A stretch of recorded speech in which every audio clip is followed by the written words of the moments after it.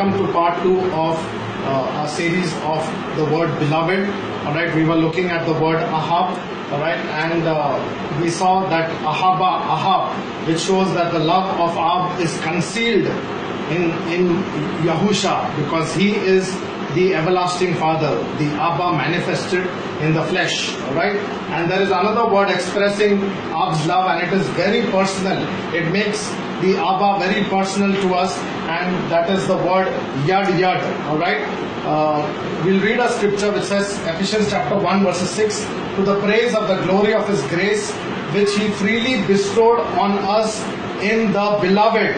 The word there for beloved is Yad. So this is how it is written. Yad.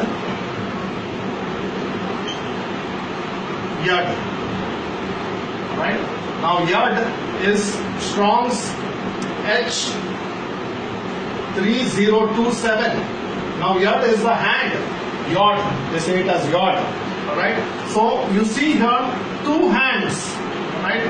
Yod. So what do you do with two hands?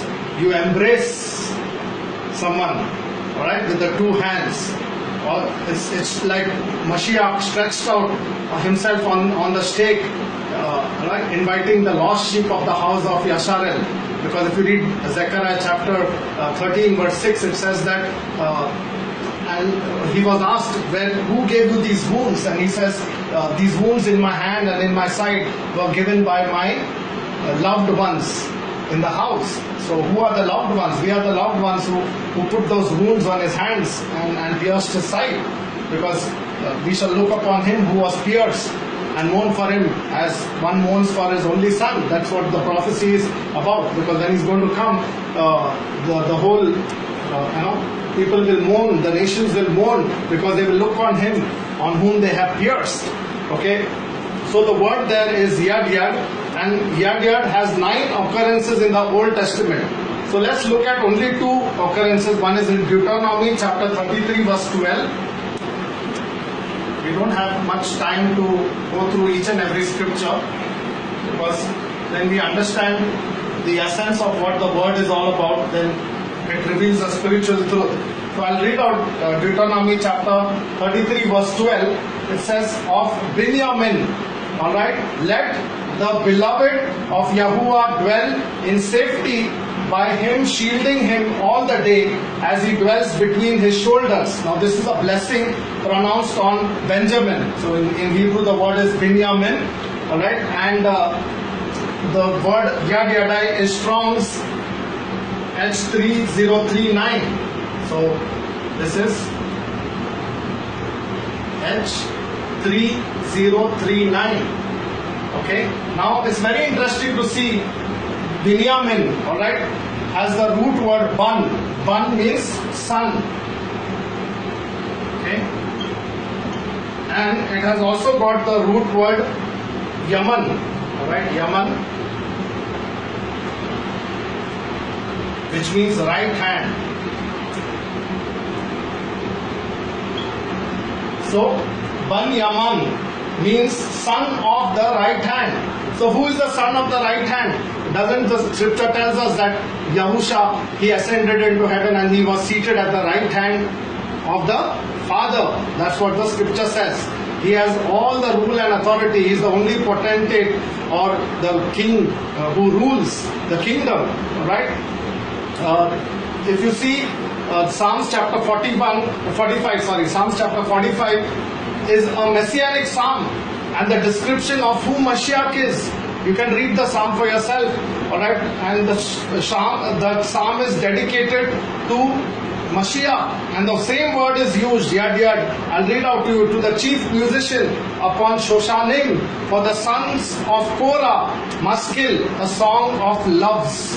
It says a song of loves, and the word for loves there is Yad, which is H3039. Okay, and the right hand Yamyan is H. This is, you can look up, H3225. Okay, so Ban Yaman means son of the right hand, and when we read in Deuteronomy chapter 33 verses 12, we see that the beloved of Yahuwah is none other than Yahusha, as we read in Ephesians chapter 1 verses 6, where it says that we have been accepted in the Yad Yad, which is the beloved. The same thing in Luke chapter 3, I think it's verse 22, it says when Yahusha went down into the waters and he came up, this is my beloved son. The same word Yad Yad is used. It's an embrace. So the Father embraces us into his sonship through Mashiach. John chapter 1 verses 12, I've already shared this with you some time back. It says that as many as have received him, to them he gave the right to be called the sons of Elohim. Right? So amazing it is to know who Mashiach is. So the Yad Yad is Mashiach because he stretched forth his hands on the stake and died for us and called us into his embrace. Alright, and now I'm going to share something very interesting, alright, which talks about the serpent on the pole. You must have read about it in Numbers chapter 21. So let's go through it once again and understand the language from where the emanations come out. The beautiful emanations of Yahuwah. If you read John chapter 3 verses 14 and 15, it says that as Masha lifted up the serpent in the wilderness, even so the son of Adam has to be lifted up, so that whoever is believing in him should not perish but possess everlasting life. So, what did the serpent on the stake did to those bitten by the snake? If you read Numbers chapter 21, verses 8 and 9, I'll read out to you. It says, and Yahuwah said to Masha, make a fiery serpent. Alright, the word fiery serpent is Strong's H9314, which is Saraf. Okay, and Saraf is written as Shin, is the Shin, is the Resh. Okay, Shin, Resh, Pei is the mouth. Saraf. So it says, and Yahuwah said to Masha, make a fiery serpent, Saraf, and set it on a pole. And it shall be that everyone who is bitten, when he looks at it, shall live. So Masha made a bronze serpent and put it on the pole. And it came to be, if a serpent had bitten anyone, when he looked at the bronze serpent, he lived. Okay? Now the Shin and the Resh in this word, Shin and the Resh in this word form the word Shar. Shar means ruler. Okay? And the word Raf, which is Raf, is the word heal. Yahuwah Rapha. That's where the word comes from. Heal. Can you see the beautiful emanation? Whoever looked at the Saraf was a pole, the serpent on the pole. Whoever who was bitten by the serpent, looked at it and was healed. So who is the serpent on the pole? John chapter 3 verses 14 and 15. We just read it. Yahusha says that as Masha lifted the serpent on the pole, so also the son of Adam must be lifted up.